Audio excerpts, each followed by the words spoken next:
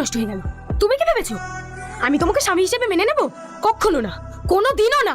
তুমি আমাকে ভুল তুমি কি ভেবেছো এই বিয়ে আমি নিজের ইচ্ছা করেছি? না, এই বিয়ে আমি পরিবারের চাপে করেছি।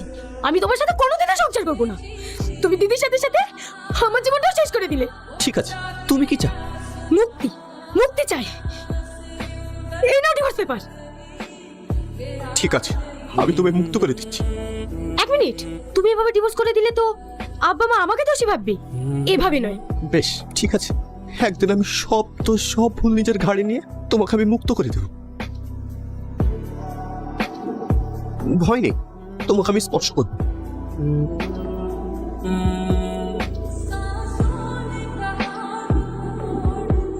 যাই বলো, এতদিন পর আবার এই সংসারটা পরিপূর্ণ হয়ে উঠেছে। বৌমা, তোমার শরীর খারাপ নাকি? না না, তাহলে এরকম লাগছে কেন তোমার? না না, আমি ঠিক আছি। তুমি কি ভেবেছো এইসব গিফট দিয়ে আমাকে মানিয়ে নেবে? কখনো না। ফুল, চকলেট, কেক, তুমি কি করে জানলে আমি এসব পছন্দ করি? হ্যাপি বার্থডে স্নেহা, জন্মদিনের অনেক শুভেচ্ছা রইল। তোমার দিদির মুখ থেকে শুনেছিলাম তুমি এগুলো পছন্দ করো। যদি কোনো ভুল করে থাকি, আই এম সো সরি। দেখ দেখ কে আসছে। শালা, জীবন তো এখন ওর।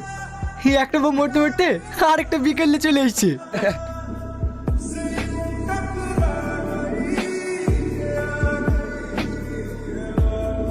আরে কি করছিস সেসব? সবকিছু নিজের ইচ্ছা মতো হয়। নেহা চলে যাক সেটা তো আমি চাই। নেহা চলে গেল তো এটাই হয়।